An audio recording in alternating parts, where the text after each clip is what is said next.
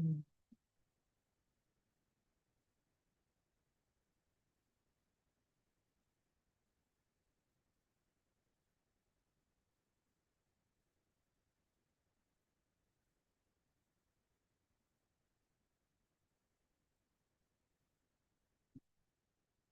Hey, Hare Krishna. We'll continue with chapter 13 from Canto 1, verse 10. So, this chapter is titled Dhritarashtra Quits Home. So, towards the end of this chapter, Dhritarashtra will be leaving home. But currently, at this point, we are still at the scene where Vidura has just returned to the palace, and the family and the kingdom is under the care of Yudhishthira. So, verse 10. भवाद्विद भागवतास् तीर्थभूता स्वयं विभो तीर्थीकुर्वन्ति तीर्थानि स्वान्तस्तेन गदावृतः भवाद्विदा भागवतास् तीर्थभूता स्वयं विभो तीर्थीकुर्वन्ति तीर्थानि स्वान्तहस्तेन गदावृतः भवाद्विदा भागवतास् तीर्थभूता स्वयं विभो तीर्थीकुर्वन्ति तीर्थानि स्वान्तस्तेन गदावृता भवाद्विदा भागवतास् तीर्थभूता स्वयं विभो तीर्थीकुर्वन्ति तीर्थानि स्वान्तस्तेन गदावृता. Okay, anyone want to recite? Can I try, Babu? Sure, Bro. Bhavat Vida Bhagavadas Tirtha Bhuta Swayam Vibhu Tirthi Kurvanti Tirthani Swa Antastena Gada Brida. Okay. Hare Krishna. Next. Try, sir. Sure, Mataji. Bhagavat Vidha Bhagavatas Tirtha Bhuta Suyam Vivo Tirtati Kurvanti Tirtani Swata Astina Gada Bharata. Hare Krishna. Hare Krishna. Is it visible clearly, my screen? Yes, sir. Okay. Anyone else?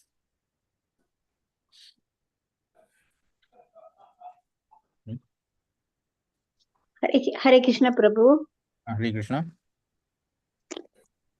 Bhagavad Vidya Bhagavada Tirtha Buddha Swayam Vibho Tirti Kurvanti Tirtani Swanta Stena Kada Prada. Okay. Nice, Mataji. Next. No one else?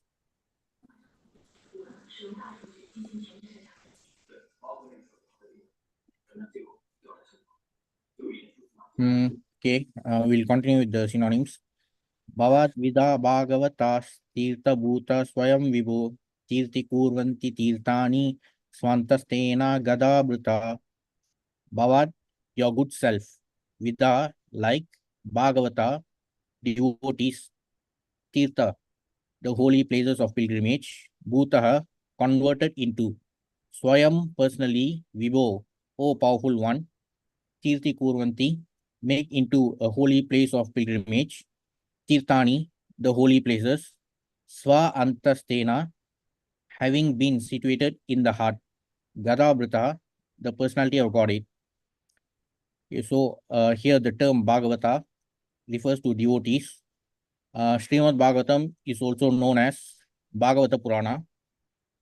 So it is not just the Purana about Bhagavan, it is also about the Bhagavatas, because in every pastime of the Supreme Lord in Bhagavatam, we can see the topmost devotees and their loving relationship with the Supreme Personality of Godhead, like Narada Muni, Vyasadeva, Prahlad Maharaj, and also Maharaj Parikshit. So in every episode of the Bhagavatam, we can also see the story of the Bhagavatas or the devotees.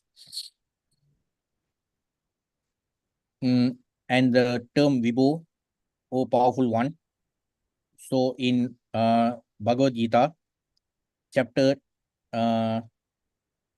chapter 10 is known as Vibhuti Yoga. So in that chapter, we find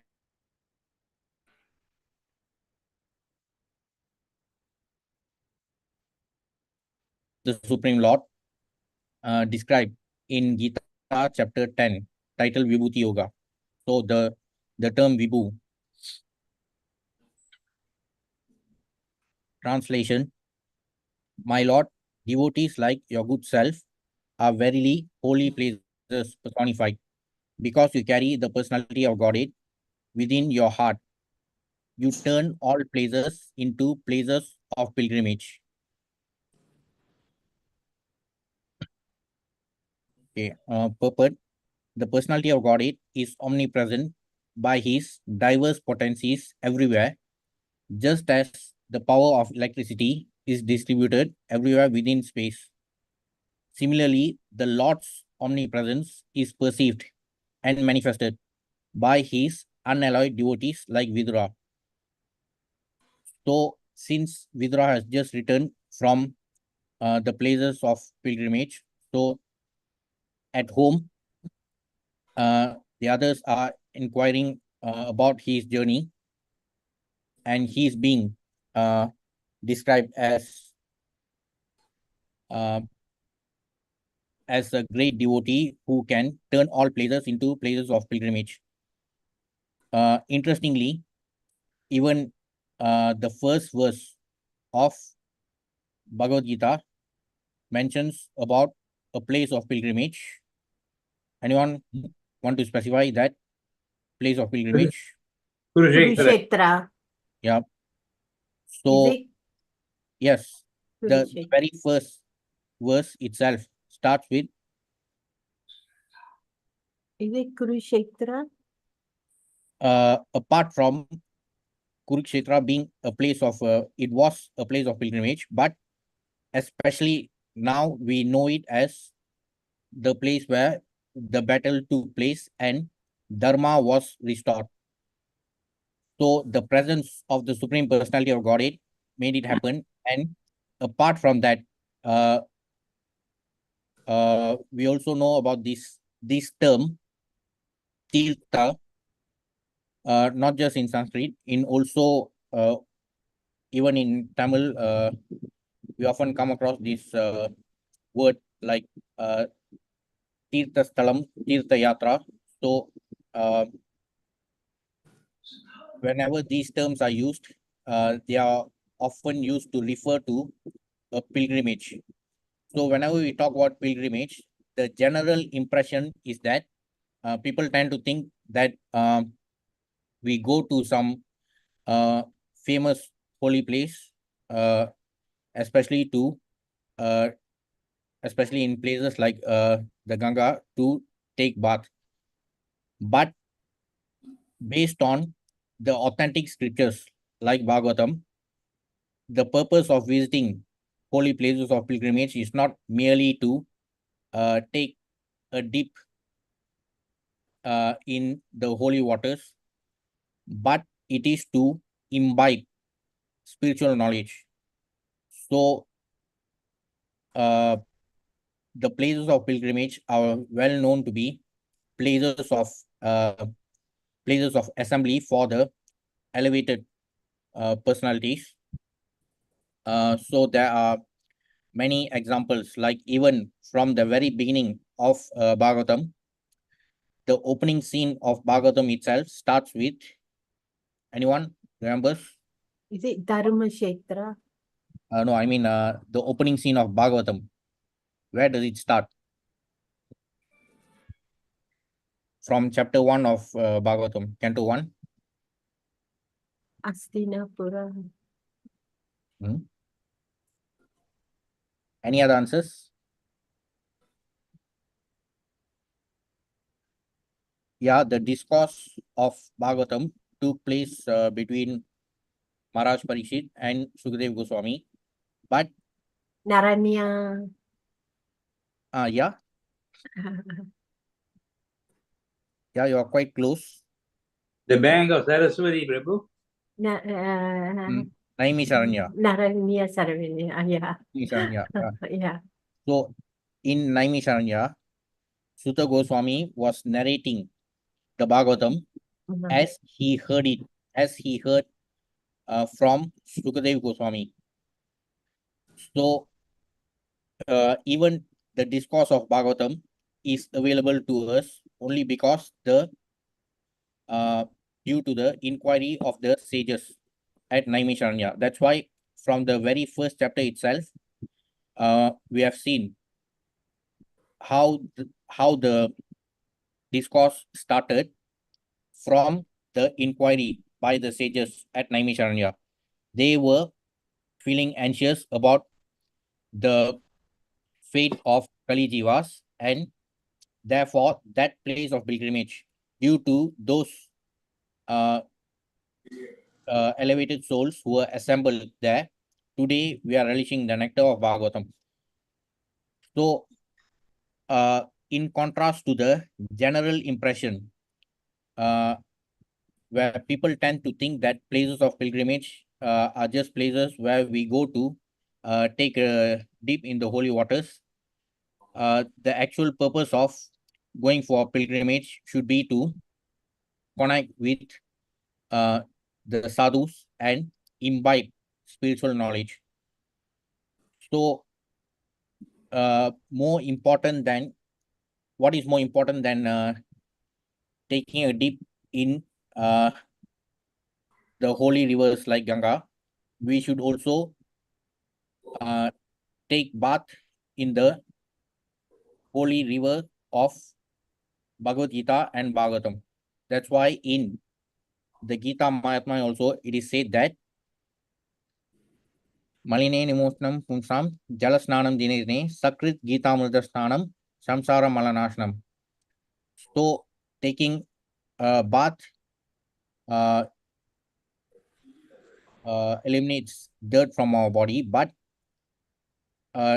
taking bath in the holy river of the authentic scriptures like Gita and Bhagavatam will cleanse us from our material dirt accumulated since time immemorial.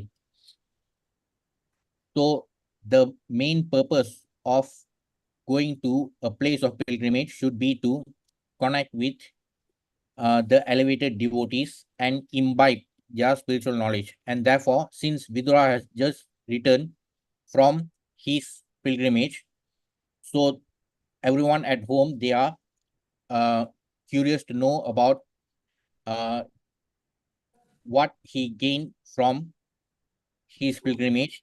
And this is, even in this process, we can see how the inquiry is happening right from the beginning of Bhagavatam, due to the inquiry by the sages at Naimisharanya. The entire Bhagavatam was spoken by Sutta Goswami as he heard it from Shukadeva Goswami. And also, we can see from Bhagavad Gita, the Bhagavad Gita was also spoken due to Arjuna's inquiries. And at every point, we can clearly see, not just in this chapter, as we proceed to even the other cantos, we can see so many episodes where inquiries are happening. Like even in the second canto, there's a conversation between Narada Muni and Lord Brahma, where Narada Muni asks a lot of questions to Lord Brahma, and Lord Brahma will impart the knowledge to him. And similarly, in the third canto, there's the conversation between Maitreya and Vidura. So similarly, this process of inquiry is there throughout the entire Bhagavatam, and also in Bhagavad Gita. The inquiries by Arjuna made the Lord speak the Bhagavad Gita. Similarly, the Lord's omnipresence is perceived and manifested by his unalloyed devotees like Vidura, just as electricity is manifested in an electric bulb.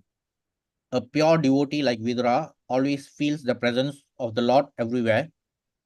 He sees everything in the potency of the Lord and the Lord in everything. So there's also a reference in the Bhagavad Gita similar to this. In chapter 6, if I'm not mistaken, in 6.30, where the Supreme Lord says, Yomam Pashyati Sarvatra Mai Pashyati. So the one who sees me in everything and everything in me, such a person is never lost to me. So this verse was also spoken by the Supreme Lord in the Bhagavad Gita. So that level can only be achieved by the elevated devotees like Vidura. The holy places all over the earth are meant for purifying the polluted consciousness of the human being by an atmosphere surcharged with the presence of the Lord's unalloyed devotees. If anyone visits a holy place, he must search out the pure devotees residing in such holy places, take lessons from them, try to apply such instructions in practical life, and thus gradually prepare oneself for the ultimate salvation, going back to Godhead. So in this one sentence alone, we can see how Srila Prabhupada has compressed the complete instruction for all of us, meaning it is not, spiritual life is not just about going to place of pilgrimage. We have to connect with the devotees residing in such holy places, take lessons from them. So how can we take lessons from them? Through the process of inquiry, and we have to apply those instructions in practical life, meaning we do not have to completely abandon our material life or our material duties to be engaged in spiritual life. So uh, that's why the Supreme Lord spoke the Bhagavad Gita to Arjuna, who was a Grihastha and he was a Kshatriya. So there's also specific verse in Gita chapter 8, where the Supreme Lord says, Tasmat Sarveshu Kaleshu Mam Anusmarayodhyacha Mai Arpita Manobuddhir Mame Vaishasya Samshaya. Therefore, always do your duty of fighting and remember me. So we can always be spiritually engaged while performing our material duties as long as we remember the Supreme Lord always.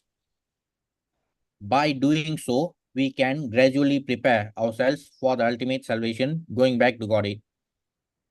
So it's not that we can only attain the ultimate salvation only by going to place of pilgrimage and residing there.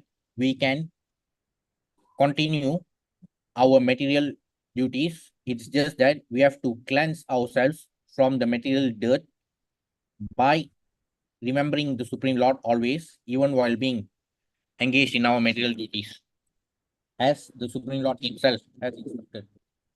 So apart from that, it is stated in this line that we must search out the pure devotees residing in such holy places, take lessons from them. So the Supreme Lord himself has also stated in the Bhagavad Gita something related to this. Anyone remembers the verse? About inquiring from the elevated devotees.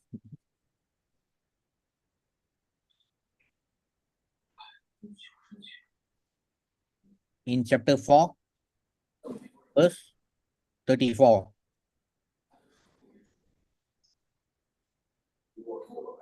Can anyone read the verse? 4.34.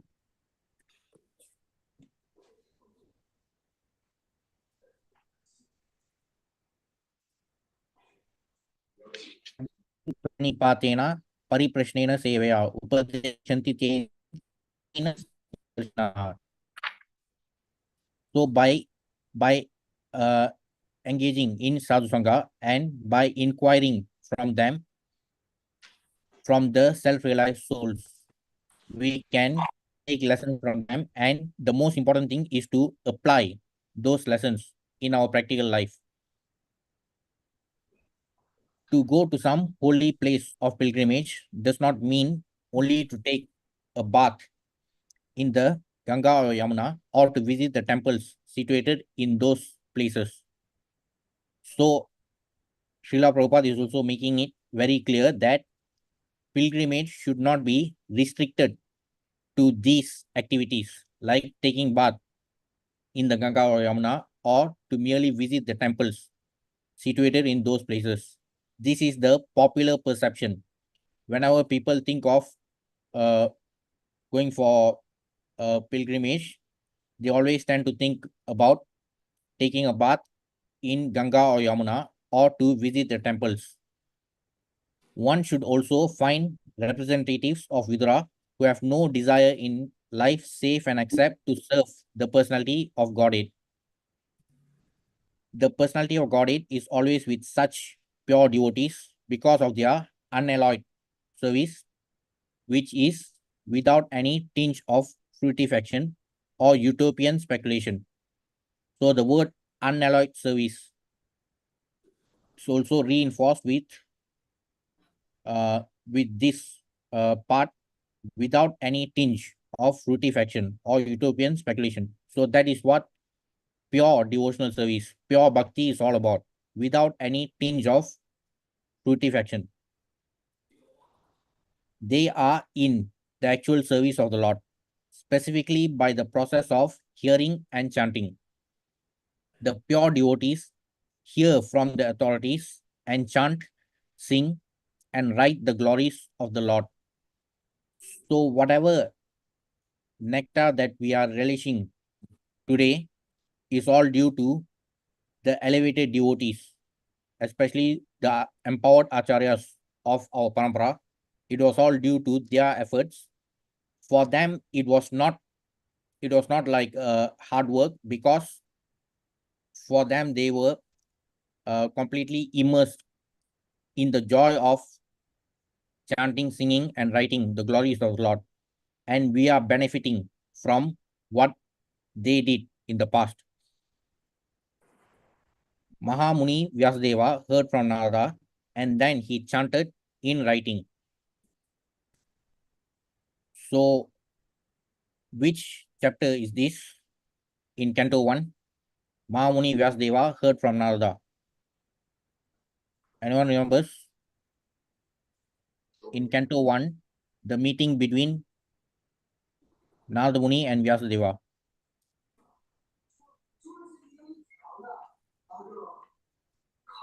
In chapter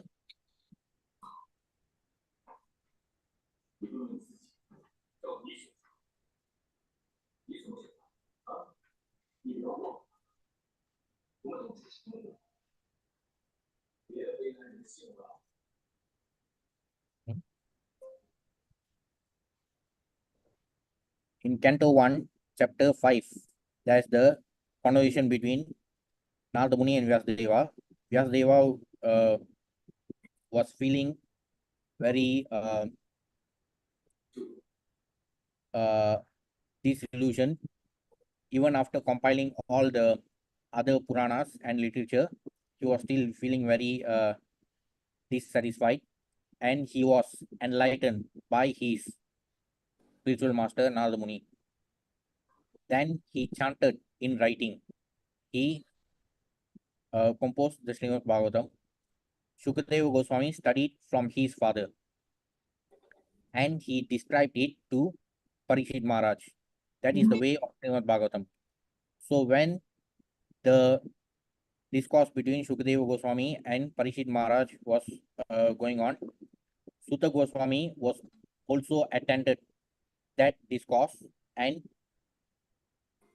after that, when he went to Naimisharanya, he narrated what he heard from the discourse between Sukadeva Goswami and Parikshit Maharaj.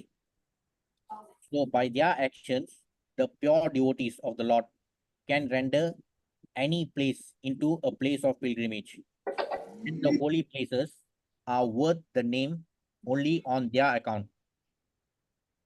So any place of pilgrimage is truly a holy place only due to the activities of pure devotees where they are engaged in the where they are engaged in hearing and chanting about the Supreme Lord.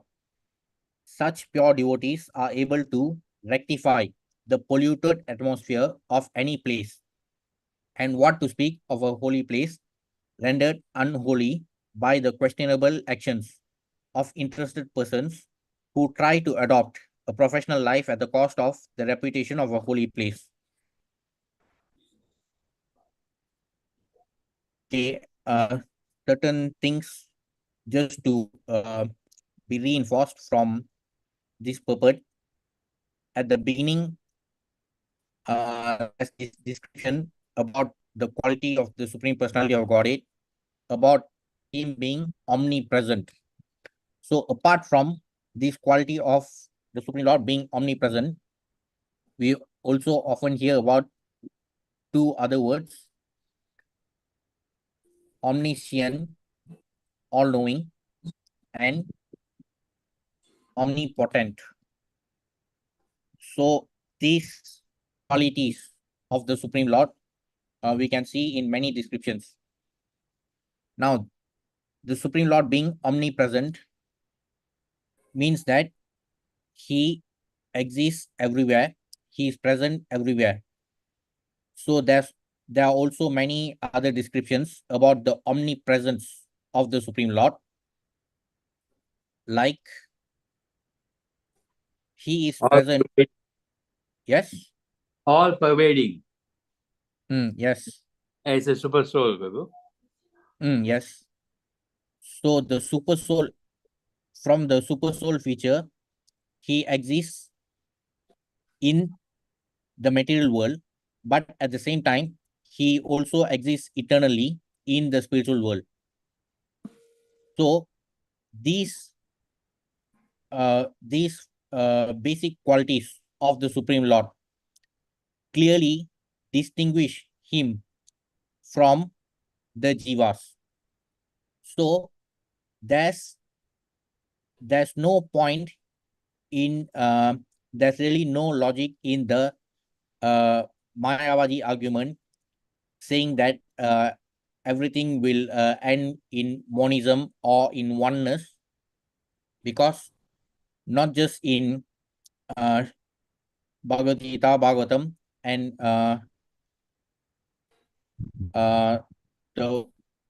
Isha Upanishad, even in other Upanishads, we can clearly see the distinction between even the super soul, Paramatma feature.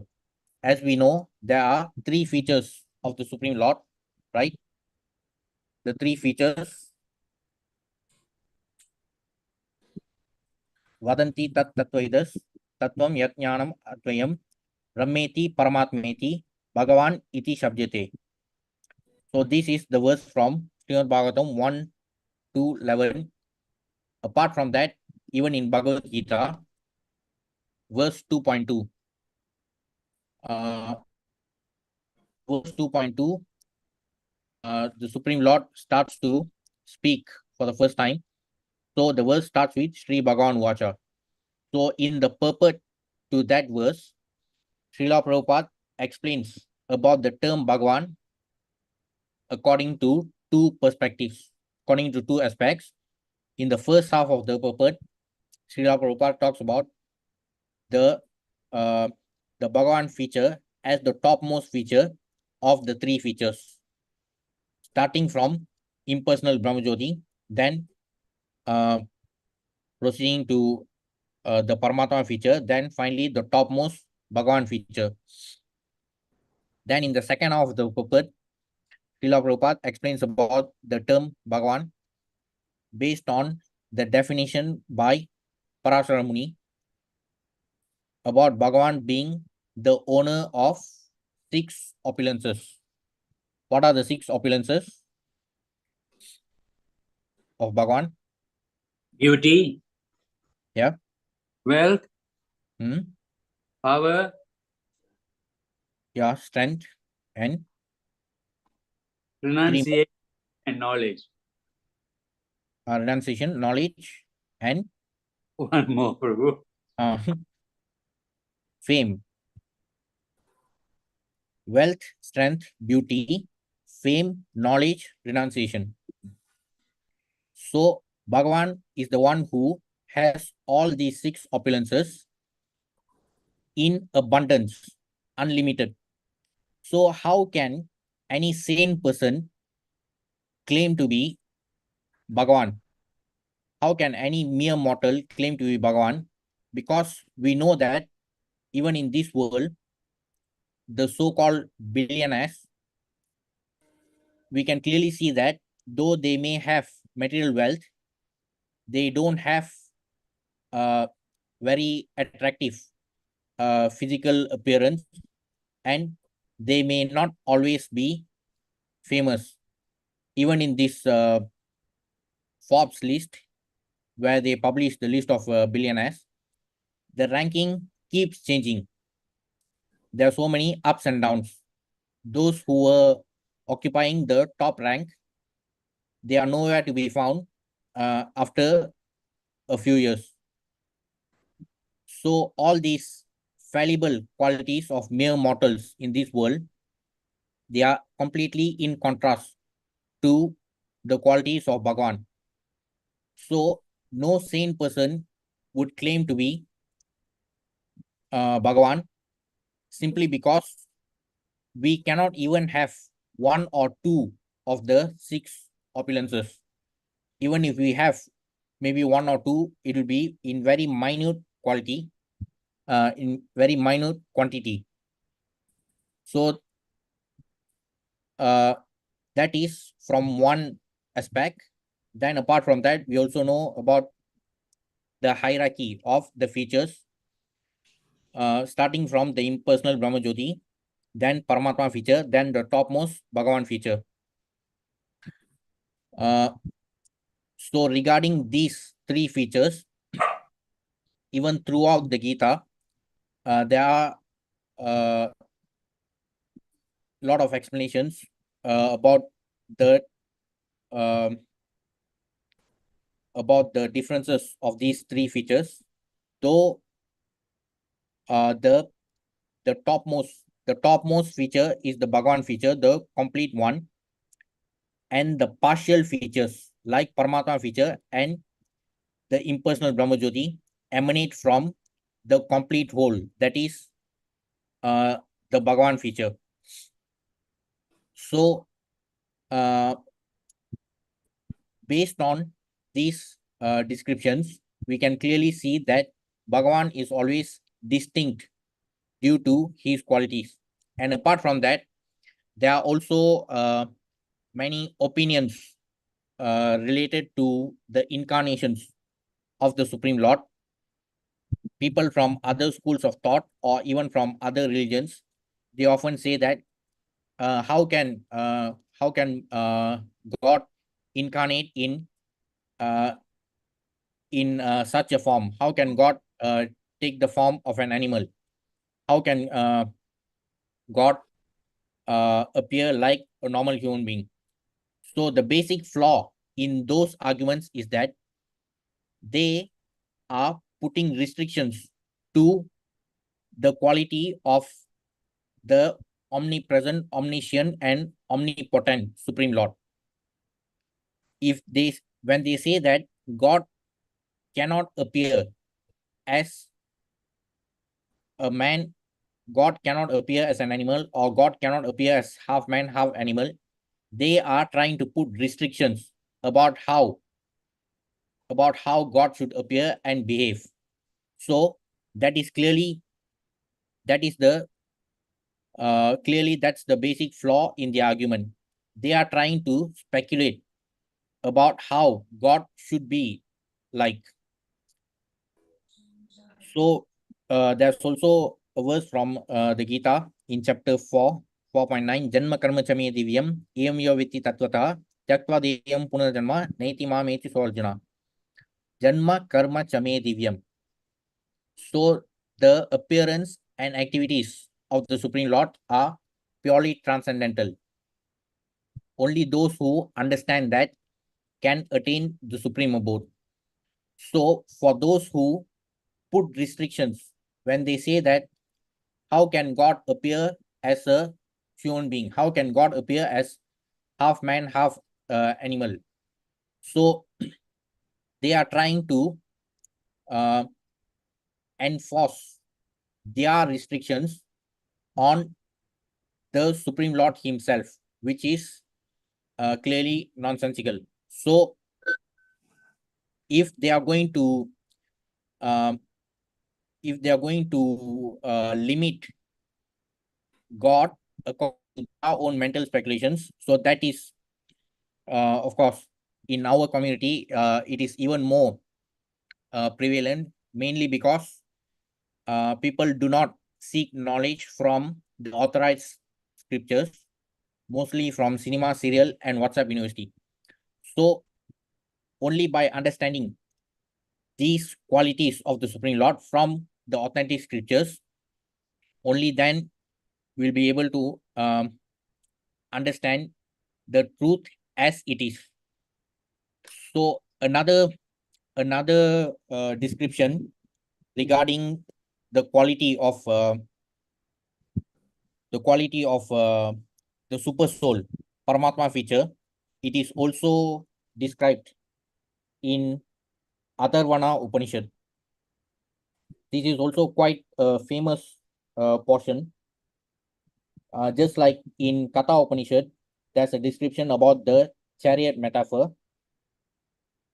Similarly, there's another interesting description from Atharvana Upanishad, also known as Mundaka Upanishad. So in this Upanishad, there's a description about the two birds at the body. So this I'm reading from this English translation of Sri Madhvacharya's Bhashya on the principal Upanishads. So this is from Atharvana Upanishad or Mundaka Upanishad. The two birds who are always together and friendly remain in the same tree, the body. Of these two, one eats the sweet fruit, result of his deeds, and the other shines without eating it. In this verse, the difference between the God and souls is stated. It is also stated that while the soul enjoys the results of his deeds, the God is not affected by it. Similar reference to the God and soul as birds is found in Rig Veda, Shvetashvatara Upanishad, and also in Katha Upanishad. The soul enjoys even the ordinary results of his deeds as sweet, which in the real sense are not sweet, meaning our karmic activities, which we often perform due to our delusion as conditioned souls.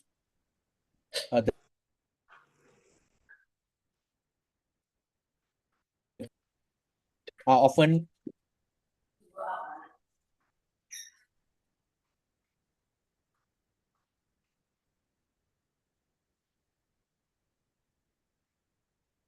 we often tend to think that our activities seeking material sense gratification are sweet, but they are not. So this has also been mentioned by the Supreme Lord himself, like in the verse from chapter 15 of the Gita. In 15.7, the Supreme Lord says, Mamayaso Jivaloki, Jivabhuta Sanatana, Manashastan Indriyani, Prakriti Karshati. Though all the jivas are my eternal fragmental parts, still they are struggling due to conditioned life. They are struggling with the six senses.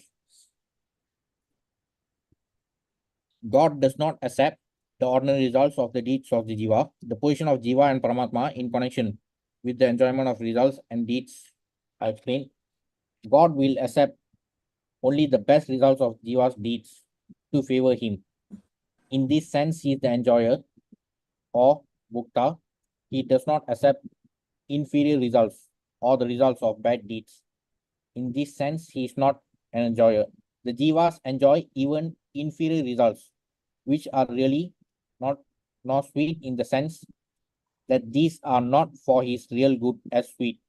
Further, God is the enjoyer independently, while Jivas are not so. The Jiva, though he resides in the same tree, the body suffers being deluded by the independent will of God. But by duly worshipping God, when he realizes God's glory, his difference with him gets freed from his misery. In this verse, it's explained that both bondage and liberation are due to God. Though Jiva resides in the same body in which God is also present, he does not realize him deluded by his will. But when he worships God and realizes his greatness, he gets liberated. Realizing the difference between God and Jiva is very important. Otherwise, the very idea of realizing God's greatness will lose its meaning. So this is from the description about the two birds in the body from Mundaka Upanishad or Atharvana Upanishad. So it is clearly stated here that realizing the difference between God and Jiva is very important. Otherwise, the very idea of realizing God's greatness will lose its meaning. So, even in this description, apart from Mundaka Upanishad, this description is also available in Shveta Sutara Upanishad. So, even in this Upanishad, it is clearly stated that there are two birds residing in the body. So there's also this description about the Paramatma feature in chapter 18.61. Ishvara Sarvabhutanam Hriddeshe Junajishtati Brahmayan Sarvabhutani Yantra Udani Maya. So the Supreme Lord is present as Paramatma in the hearts of all living entities, not just for human beings, but in the heart of all living entities. When the Supreme Lord says that, when the Supreme Lord says, Mamai Vamso Jiva Loke, Jiva Bhuta Sanatana, all living entities are his eternal fragmental parts.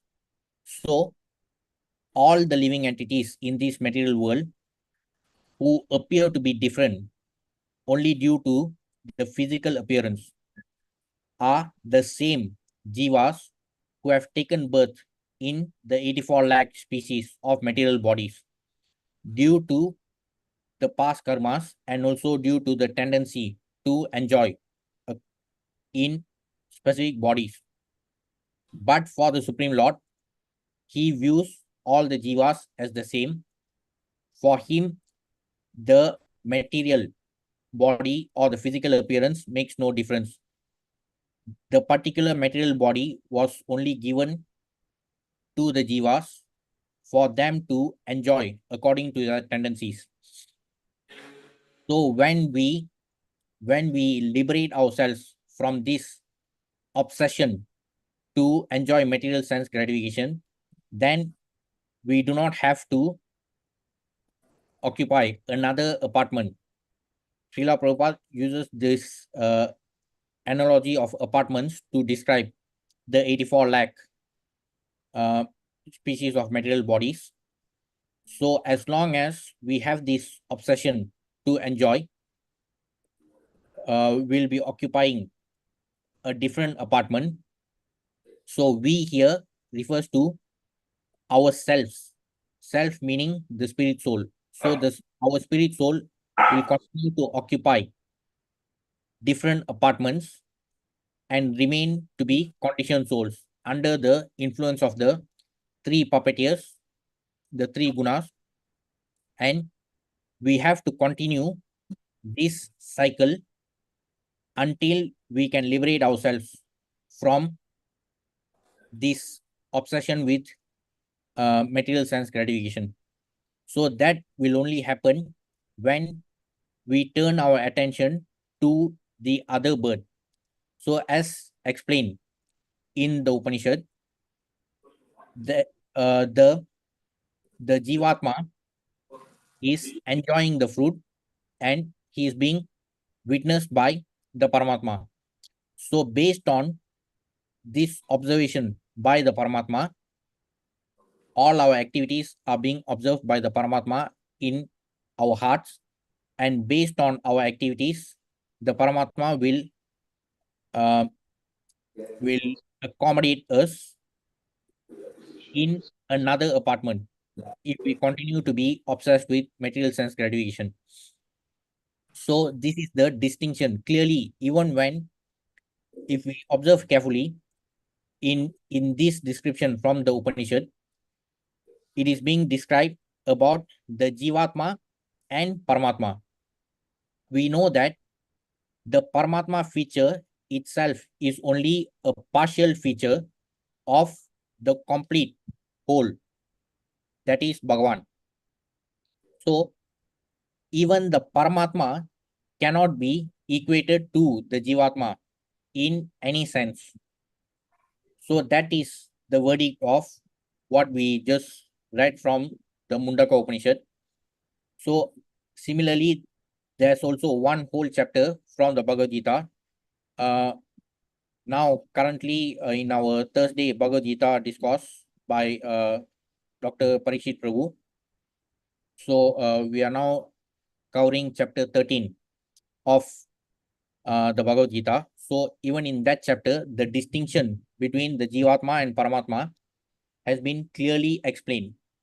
So there's no room for any confusion or further speculation. Based on what was spoken by the Supreme Lord himself, the distinction between the Jivatmas and Paramatma is very clear. And we also know that the Paramatma will accompany conditioned souls as long as we are entangled in this material world. Once we get liberated and attain our original transcendental body, then we can attain the spiritual world where we are no longer accompanied by the Paramatma feature. So that is explained in chapter 13 of the Gita. But even in chapter 15, the description goes even further to what happens even in the spiritual world. Like in chapter 13, based on the distinction between Jivatma and Paramatma, the Jivatmas who are accompanied by Paramatmas, the Jivatmas accompanied by the Paramatma refer to the conditioned souls who are embodied in this material world. But in chapter 15 of the Gita, the Supreme Lord also explains about the fallible and infallible living entities from verses 16 to 18. In chapter 15 of the Gita, the Supreme Lord talks about who are the fallible living entities and infallible living entities. The fallible living entities are the ones who are in this material world.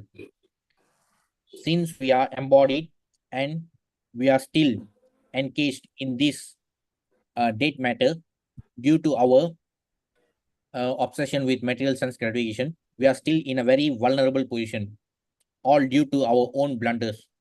But the infallible living entities, they are the liberated souls who have attained the spiritual world. But the Supreme Lord makes it very clear that he, as Purushottama, chapter 15 of the Gita is titled Purushottama Yoga. So the Supreme Lord is known as Purushottama, the one who is celebrated in both worlds, the material world and spiritual world, because he is beyond both the categories. He is beyond both the fallible and infallible living entities. So the Supreme Lord is even greater than the liberated souls. Though the liberated jivas, they attain the spiritual world, still, even after attaining the spiritual world, still even there, the Supreme Lord is above the liberated souls. Therefore, we can clearly see that there is there's no mention of monism here or merging into oneness based on what was spoken by the Supreme Lord himself. In chapter 15, the Supreme Lord makes it very clear. In the first half of chapter 15, the Supreme Lord talks about the distinction between the material world and the spiritual world. Like the very first verse, in the very first verse itself, the Supreme Lord talks about how the material world is a perverted reflection of the spiritual world. The tree which has its roots upwards and branches downwards. So that is how he explains the distinction starting from the first verse and then towards verse number 6. The Supreme Lord talks about how the spiritual world looks like. In 15.6, the Supreme Lord says, Natak Bhashayati Suryo, Na Shashanko Napavaka, Yadgatva Na Nivaltante, Taddama Paramam Mama. This is from 15.6. The Supreme Lord describes about the spiritual world where there is no need for the sun and moon.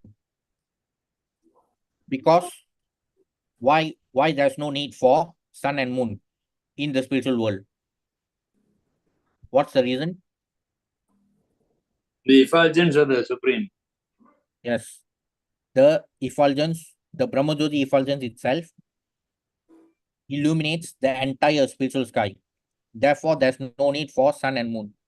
But the sun and moon are available in this material world, which was created by the Supreme Lord for the conditioned souls to enjoy according to their desires. So, even the comparison between the material world and spiritual world is so apparent, and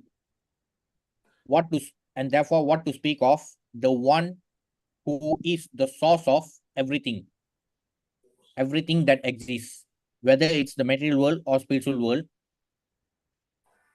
The Supreme Lord is the source of everything, as he himself says in 10.8, Aham Sarvasya Prabho, Matta Sarvam Pravartate iti Matva Bhajante Ma Buddha Bhava Samanitaha. So the Supreme Lord is the source of the spiritual world and material world. This material world is nothing but date matter. It consists of nothing but date matter. It appears to be animate only due to our presence. We, the conditioned souls, we ourselves also are part and parcel. We are the eternal fragmental parts of the Supreme Lord. So, this material world is known as Mahat Brahma, and we are the Jiva Brahmans. And everything that exists is part and parcel of the Supreme Lord, who is the source of everything. And therefore, it is completely insane to equate the Jivatma. It is insane to equate the Jivatma with the Paramatma feature himself. Then what to speak of the Supreme Bhagavan, who is the source of everything. Even the Paramatma feature has been described as a partial feature of the complete whole, that is Bhagavan. So it is even more insane for any mere mortal to claim to be an incarnation of Bhagavan. So only the self-realized souls, such as Vidura, they are always engaged and they always experience ecstasy by being engaged in devotional service. And we also know about the Navavida Bhakti, where the 9 pillars of devotional service are explained. Shravanam, Kirtanam, Vishnu, Smaranam, Padasevanam, Archanam, Vandanam, Dasyam, Sakyam, Atmanivedanam.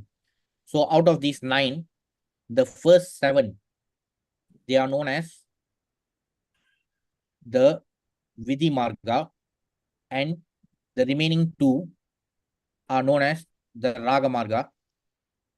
So the first 7, the Vidhi Marga, are actually the most basic processes. Like the first 2 itself, Shravanam, Kirtanam, it can be performed by anyone. I mean, Kirtanam may not be performed by anyone, but Shravanam, any person who wants to, who has some sort of a spiritual inquiry, who is willing to inquire about why he or she is stuck in this miserable Dukkalayam. So any such soul can easily engage in Shravanam. Then, as the person gains knowledge through Shravanam from the authorized sources, then the person can also start Kirtanam. We can clearly see, as mentioned here in the purport, we can clearly see how those who heard first also started chanting. Those who engaged in Shravanam, they, based on their knowledge gained from Shravanam, they then started to chant, to engage in Kirtanam. Mahamuni Vyasadeva heard from Narada, and then he chanted in writing. Sukadeva Goswami studied from his father, and he described it to Parikshit.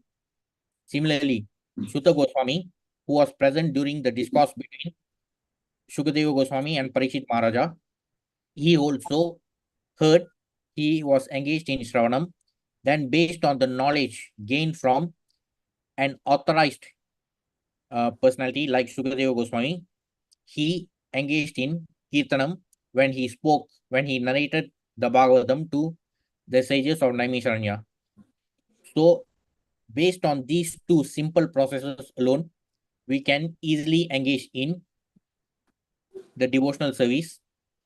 So, the first 7 pillars are described as Vidhi Marga, which can be easily performed by any neophyte devotee, especially the first 2. But for the last 2 of the 9, they are described as the Raga Marga, which can only be performed by the most elevated devotees like the Brajvasis, due to their spontaneous affection. So they do not really follow much rules, regulations. They do not really stick to specific routines. Everything is spontaneous for them. So that Raga Marga Bhakti, those pillars are demonstrated by those elevated devotees. So by their actions, the pure devotees of the Lord can render any place into a place of pilgrimage. So any place where Shravanam and Kirtanam about the Supreme Lord takes place, that place becomes a place of pilgrimage. So there's no point in spending so much money to go to a particular place of pilgrimage if we do not engage in Shravanam and Kirtanam. Merely taking bath in the holy rivers without bathing in the holy nectar of Gita and Bhagavatam is meaningless.